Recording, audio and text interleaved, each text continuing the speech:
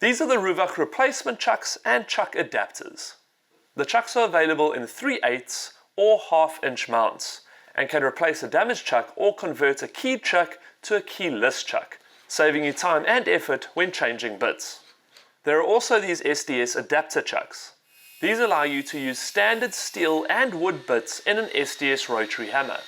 They are easily assembled and fit the SDS chuck in the same way as an SDS bit would. Just be sure not to engage the hammer mode when using the SDS chuck adapter.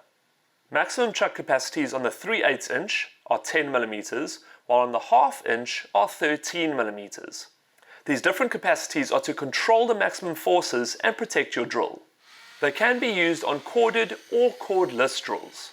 Check that the chuck you choose suits your needs. For example, this keyless chuck is limited to 24 volts in cordless and 850 watts in corded when using it in impact mode. Now, fitting these chucks may be tricky, so check with your drill supplier for any warranty or fitment questions.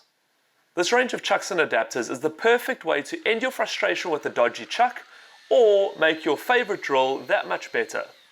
Now, these are just some of the chucks and adapters available at Builders. For more, visit the Builders website or check out the YouTube channel.